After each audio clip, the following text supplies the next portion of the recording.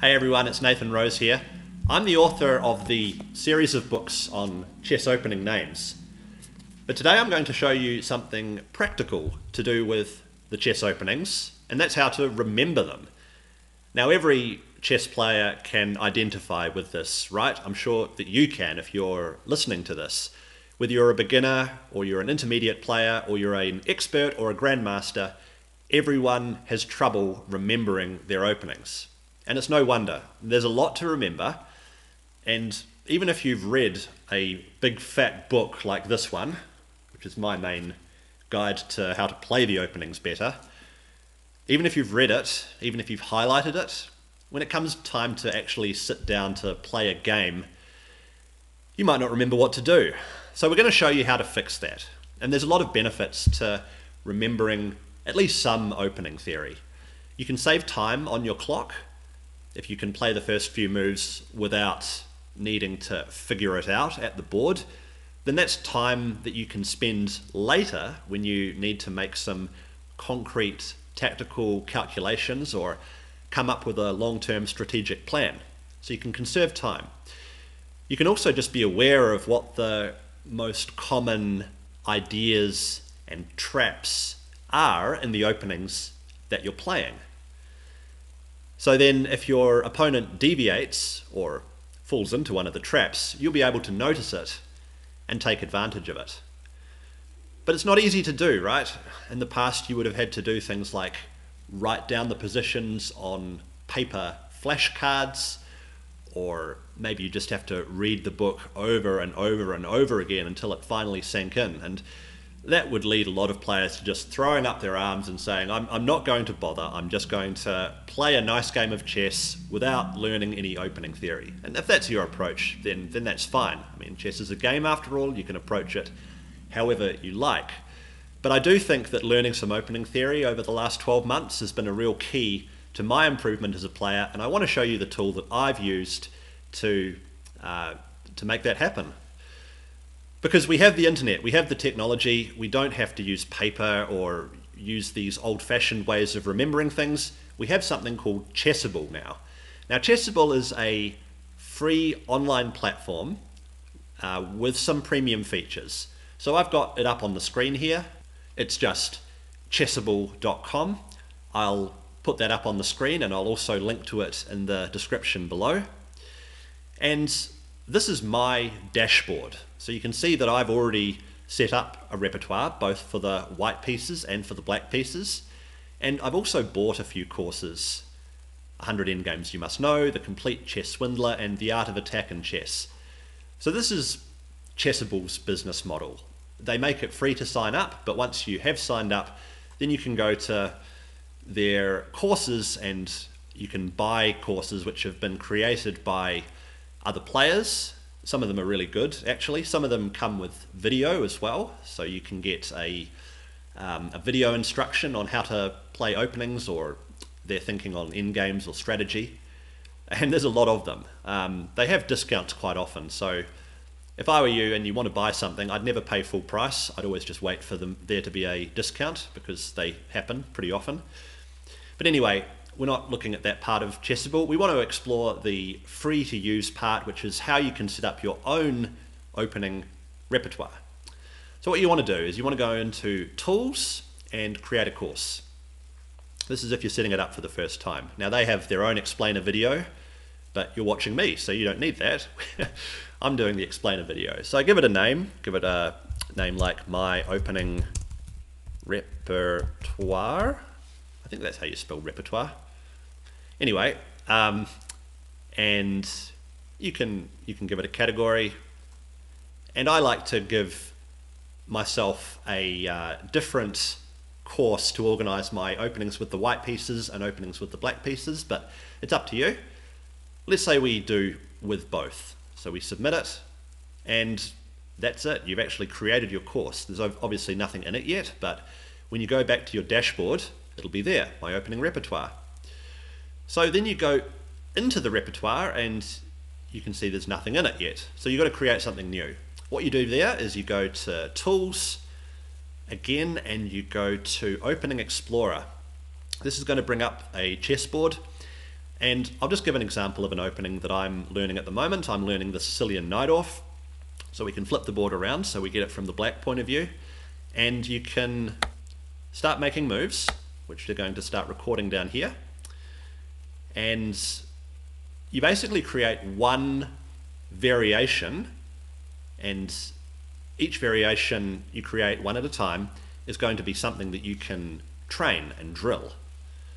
So let's say that white plays knight f3, going for the open Sicilian. Let's say that black continues with d6, the most normal move to enter into the knight off. Some more moves are made, and let's say that this is the move I'm trying to remember, the basic position of the knight off Sicilian. Okay, so the moves are here. Now what you want to do is you want to click Add to My Course, and this is going to bring up this new set of features here. You can add comments before and after each move if you like. I don't actually use that myself, but you can if you want to put your own notes in the course so that you can study it all on the Chessable platform. You give it a name, so let's call it the Sicilian Knight-off,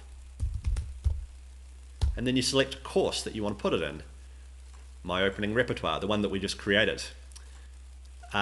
We don't have any chapters in the course yet. I'll show you how to do that in a minute. You always want to click on this More Options tab, because I don't know why they don't show this by default. Maybe in later versions they will if you're watching this some weeks or months into the future, but you always want to click here because you want to say which color you're trying to train with, and that doesn't appear by default. You have to click here and then click here. So let's say you're trying to learn it from the black point of view, and you add the variation to book. Are you sure? Yes. Done. Let's see it. Okay, and here it is. Now if you want to learn this variation, you go back to your dashboard and you click on the opening repertoire, and here it is. This is the one that we just created. So we click on Learn Moves, and we'll get to see Chessable in action. So here is how it works. Like, white has played 1e4. What do you do? Well, if you're studying the knight off, you want to make this move. Correct, it says.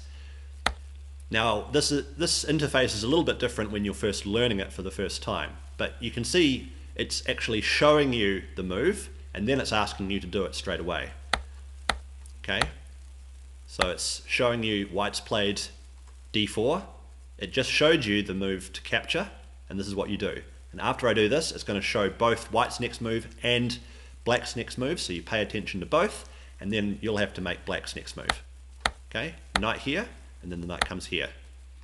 Okay, correct. And that's the end of the variation.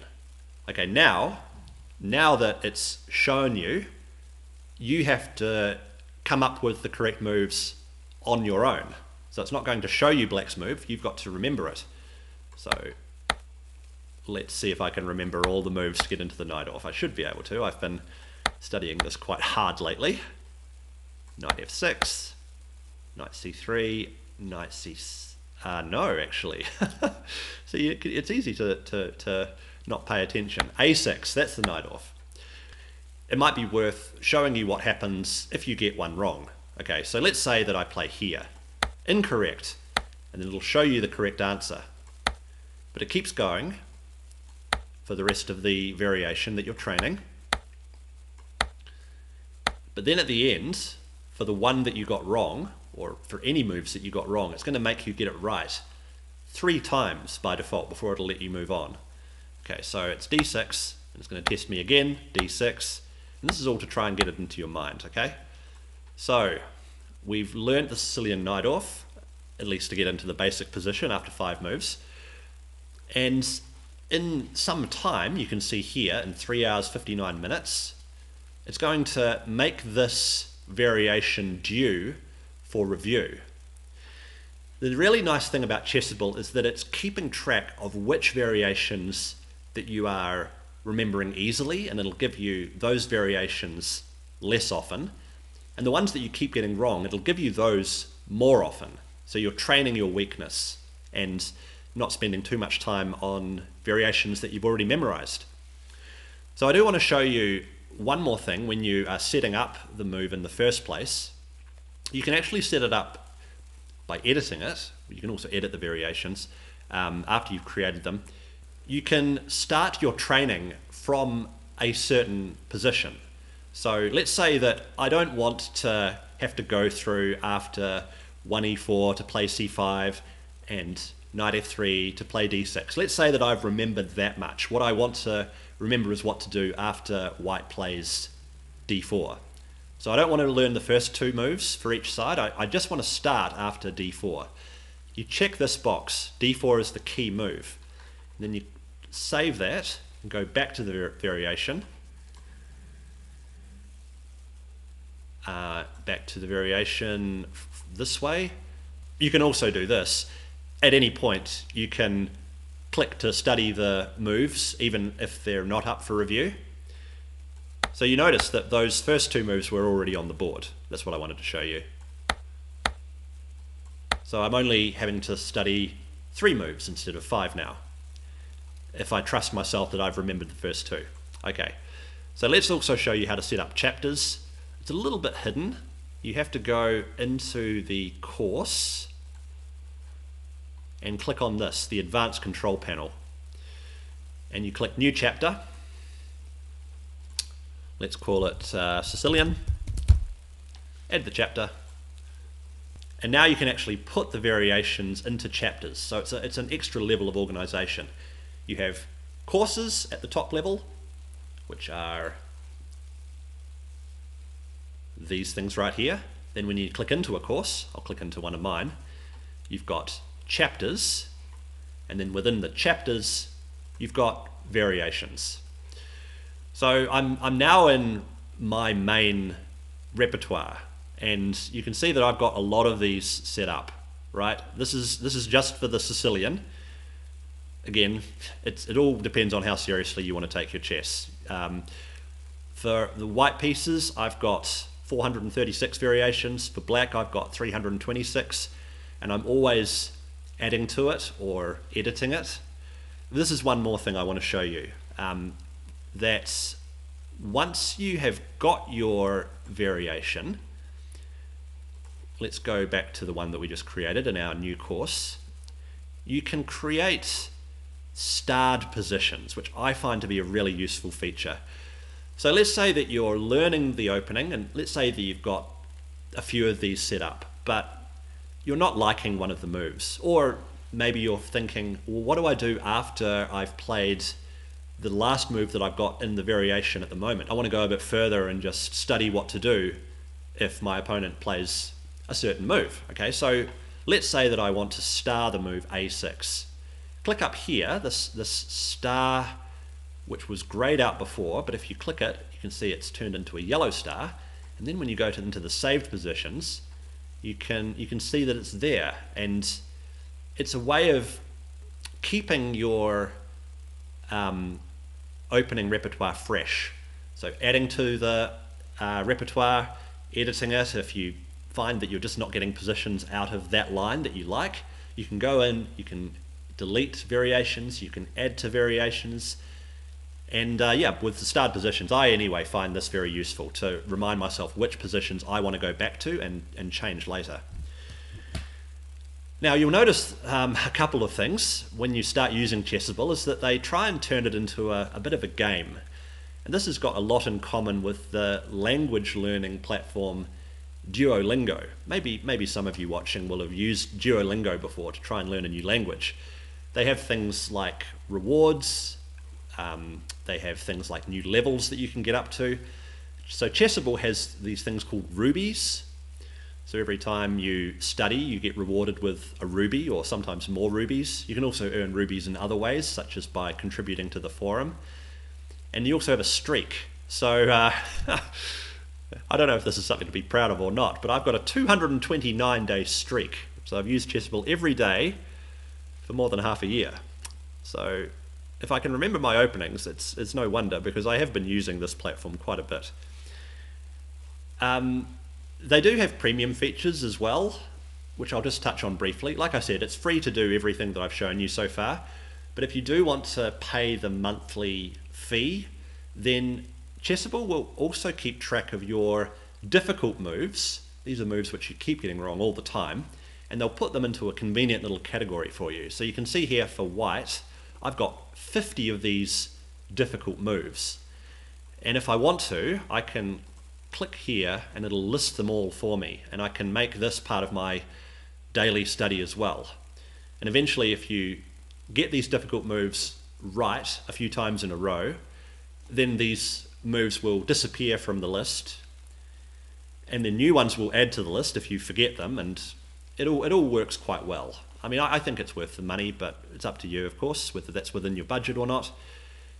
And really, that's it. You just have to make it into a daily habit, I think, is the most important thing. Whether you add hundreds of variations like I have, or if you take it down a notch and just start slowly, or if you go completely nuts and you have thousands and thousands of variations. I mean, I should mention that some of the paid Chessable courses are, to my mind, absolutely insane. They have more than 1,000 variations for just one opening. Again, everyone has their own level of how seriously they want to take their chess. But anyway, whatever you want to do with Chessable, it's here, it's free, it's a great way to remember your openings, and I'd recommend that you check it out. If you want more content on chess, then do please give this video a like, subscribe to the channel, turn on the notifications, do all that stuff, and we'll see you in the next video. Bye for now.